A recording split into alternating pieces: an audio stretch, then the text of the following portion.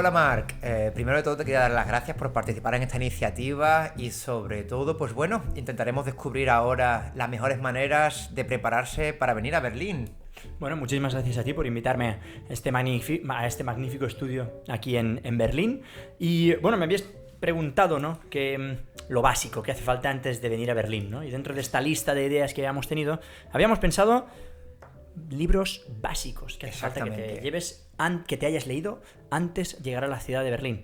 Hemos preparado 3 libros tú, 3 libros yo, completamente desconocidos, no sabemos cuáles son. Y bueno, ¿quién quieres que empiece? ¿Tú o yo? Si quieres empiezo más o menos yo, sobre todo con la recomendación de este libro, Berlín, la caída, de 1945. Un libro escrito por Anthony Beevor, que me parece bastante interesante, sobre todo porque se describe, ¿no?, la decadencia en esos últimos días del Tercer Reich, ¿no? Claro. Cuando cualquier tipo de disidencia se empezaba a convertir en tradición y sobre todo, pues, claro. pues ver la penuria de las últimas decisiones ya era fracaso tras fracaso, error tras error, la defensa de Berlín, y me parece un libro que relata perfectamente, sobre todo, pues ese último periodo justo antes de la caída, donde parecía que se iba a pedir el armisticio, donde parecía que iba a haber una rendición, pero que al final se decide luchar hasta el final de las consecuencias. Muy bien. Interesante ese periodo. Yo lo que pasa es que siempre creo que al final nos centramos demasiado quizá en el nazismo, ¿no? Berlín y el Tercer Reich, Berlín y Hitler, Berlín y bueno, la dominación nazi, y he pensado en hablar del periodo posterior. Un libro brillante llamado Stasiland, que habla de cómo es la vida bajo el control de la Stasi, ¿no? La policía secreta comunista, cómo era después la división de los dos Berlines, con el muro por en medio, anécdotas, ¿no?, diarias de la gente, de cómo era, bueno, pues ir a comprar el pan, de cómo era cuando la Stasi te controlaba la casa, los vecinos, que estaban todos metidos en el ajo, ¿no?, prácticamente. Un libro muy interesante y que además es muy rápido de leer, muy divulgativo. La mayor parte de los libros que he traído yo aquí son muy fáciles de leer y, bueno, de los más bonitos. Pues hablando sobre todo de libros fáciles de leer y supongo que rápidos, me encantaría traer como segundo libro Era la noche. Hombre, Era la noche. Qué bueno es ese libro, ¿eh? Qué brillante. Un libro que llega por una de tus recomendaciones, sí, ¿no? Gracias a uno de los compañeros y guías de Sandemans, Hugo Sánchez, que hace pues esa traducción y adaptación del libro, ¿no? Sí. Y lo que narra son pues las experiencias del último superviviente español en el campo de concentración de Sachsenhausen. Y es un libro que destaca no solamente por lo fácil y digerible en su lectura, pero sobre todo por la crudeza del relato. Y cuando digo crudeza, sobre todo de la manera que fue editado, se le permite, ¿no?, a ese superviviente contar su historia, su perspectiva. No se busca tanto el contraste de los hechos, no se busca tanto buscar pues cronologías exactas y contrastarlo pues con otros tipos de autores, sí, pero sobre todo ser capaz de contar la historia de alguien, de la perspectiva de ese alguien. Y es algo que, sobre todo en la parte, ¿no?, en que cuenta pues cuando vivía en Francia, antes de ser llevado al campo de concentración, pues ese sentimiento apátrida, ¿no?, de descendiente español, ni soy francés ni soy español y voy a terminar en un campo de concentración alemán. Yo, bueno, como lo recomiendo mucho a la gente que viene al campo de concentración, ¿no?, aquí en Sachsenhausen, como sabes, bueno, hago tours allí también con Sandemans, y siempre que lo recomiendo, lo que digo es que es un libro muy fácil de leer. Es un libro que es pregunta-respuesta, pregunta-respuesta. Es un libro que habla de los detalles, de los tejemanejes, del mercado oscuro, del sexo entre prisioneros, de cómo eran muchos detalles dentro de los campos de concentración que muchas veces, muchos otros autores han pasado por encima, ¿no? Pedro Martín, ya a sus 90 y pico años, no tiene miedo de contar nada, no se esconde nada, cuenta lo bien y lo bueno y lo malo de cada una de las personas que conoció dentro del campo, ¿no? Un libro muy, también, como digo, fácil de leer. Y sobre todo para todos aquellos que quieran venir a Berlín, el campo de concentración de Sachsenhausen, creo que es algo que, sobre todo como español o incluso latino, pues al no formar parte de tu imaginario colectivo, pues es una oportunidad única de visitar, pues es uno de esos campos. Muchas veces se pasa por encima, ¿no?, el papel de muchos españoles en estos campos de concentración, la cantidad de españoles que pasaron por allí, y este es uno de los relatos más importantes sobre este tema. Bien, yo te tengo preparado uno que es también sobre esta temática. Ahora sí, ya entramos en el nazismo, según mi propia cronología, y para mí el que más me ha ayudado como guía turístico en Berlín ha sido el libro llamado La Alemania nazi, de Álvaro Lozano.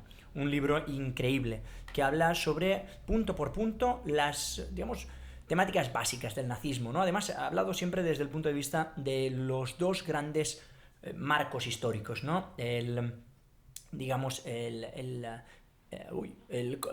estructuralismo, ¿no? Y el intencionalismo, ¿no? Las dos maneras de analizar el Tercer Reich, y aquí te habla, bueno, la economía del Tercer Reich, la población, la sociedad, cómo era el día a día, la religión, ¿no? Uno de los libros, como digo, que también te lo lees en 2 tardes, ¿no? De lo que atrapan Álvaro Lozano, cualquiera de sus libros, sobre todo también siglo XX, libros que la manera que tienen de escribir es muy peliculera, ¿no? De alguna manera son libros que te ponen las imágenes en la cabeza de una manera muy, muy sencilla. O sea, se podría decir entonces que trata también un poquito el costumbrismo de la época, o sea, no solamente, ¿no?, el Tercer Reich desde el fascismo y el nazismo, sino también quiere reflejar, ¿no?, cómo podría ser, pues, lo cotidiano. Habla de sistemas de financiación directos de las SS, ¿no?, de las estafas, de los esquemas que tenían montados para ir sacando más dinero, y que siempre hubiera una sensación de crecimiento cuando realmente quizá la economía alemana pues tampoco vea tan bien, ¿no? Porque la perspectiva es un régimen jerarquizado, un régimen bastante ordenado, donde no existía incluso ningún espacio para la improvisación, sino esto que todo estaba más o menos... Esto es lo que muchos creemos, ¿no?, antes de meternos en el tema, y este libro te quita mucho de estos mitos, ¿no? Lo que es que, bueno, que la corrupción que había, la desorganización, la improvisación continua, en un día a día, continuamente, un poco a salto de mata, siempre el Tercer Reich tapando agujeros, saliendo adelante como podían, y al final, bueno, acabando desastrosamente, ¿no? Pues a mí me gustaría traer como tercer libro, por mi parte, pues Crónicas desde Berlín, Hombre, ¿no? qué bueno qué interesante. Ese periodista catalán, Eugenio Chamer. Sí. Sobre todo, lo que me gusta es ese relato, ¿no?, que te cuenta sin saber qué va a pasar, pues el régimen del Tercer Reich en su inicio, ¿no? Y cómo pues luego, una vez que estalla, ¿no?, la Guerra Civil Española, pues él es obligado a volver, y ese periodo que cubre del 30 al 36 me parece bastante interesante. Probablemente tú tienes algo más que comentar, ¿no?, sobre... Eugenio Chamer, al igual que muchos otros autores, no viven su época, digamos, desde el futuro, no saben lo que va a ocurrir, lo viven desde el presente, y entonces analizan muchas veces a Hitler como una persona, bueno, ya cuando Eugenio Chamer aquí en el libro ya habla de él como una figura muy importante en la política alemana, pero anteriormente él mismo lo había tratado como una especie de bufón, ¿no? Como un lunático que tenía un partido político en el sur de Alemania con unas ideas muy, muy locas, y quien, claro, hoy en día sabemos lo que ocurrió, pero en aquella época no lo sabían. Este libro me encanta porque vas viendo cómo la sociedad alemana poco a poco se va convirtiendo en lo que al final, cuando él abandona en el año 36, ya nos decía un poco lo que iba a ser el futuro, ¿no? Pero sobre todo como lector, ¿no?, al saber el final de la historia, ¿no?, en estar leyendo la perspectiva, pues, de un escritor y periodista, sobre todo, ¿no?, al ver en el albor de lo que va a pasar, sabiendo al final, me parece una sensación espléndida como lector, ¿no? Y poder consumir sobre todo esa parte de la intuición de lo que puede pasar, esa lógica para intentar, y sobre todo que, claro, en aquella época la información no fluía como estamos acostumbrando ahora, ¿no?, que tenemos redes sociales, periódicos digitales, o sea, intuyo, ¿no?, que la dificultad, sobre todo en un periodo como ese, de acceder a una fuente viable, ¿no?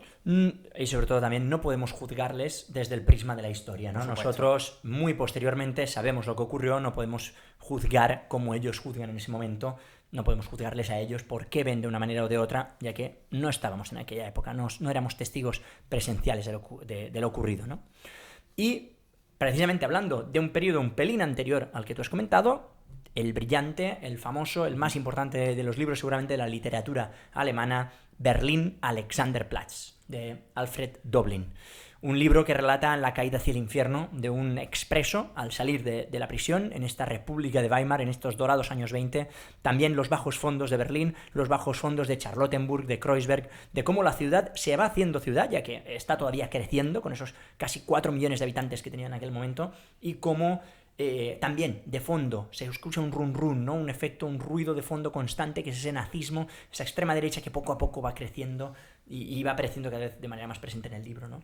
Claro, porque si no me equivoco había una eclosión de libertinaje en aquella época, sobre todo aquí en Berlín, creo que era la época del swing, ¿no? Sí, se le llaman los dorados años 20 por algo, la gente, sobre todo con la hiperinflación de los años 20, la gente no sabe qué hacer con el dinero. Si mañana el dinero que tengo en el bolsillo va a valer, perdonad, la mitad, ¿en qué me lo voy a gastar, no? Me lo voy a gastar en fiestas, en alcohol, en salir por la noche, y esto hace una eclosión de las artes en Berlín, de, como dices, libertinaje, libertad de expresión, libertad sexual, que tardaríamos muchos años en volver a ver, no ya en Berlín, sino en cualquier ciudad europea. Bueno, pues Marc, me parece una literatura imprescindible antes de venir a Berlín para poder comprenderla y sacar el máximo provecho. Aquí justo abajo tenéis el enlace a todos los libros en Amazon, ya que la lectura ahora pues no está asociada a lo físico, sino que también ahora con los Kindle y todos los formatos, pues de manera electrónica podemos estar pues siempre conectados a nuestros libros favoritos. Muy bien, pues nada, muchísimas gracias y esperamos poderos ver cuanto antes aquí por la ciudad de Berlín. Pues muchísimas gracias, Marc. Nada, un Hasta saludo la próxima. y hasta la próxima.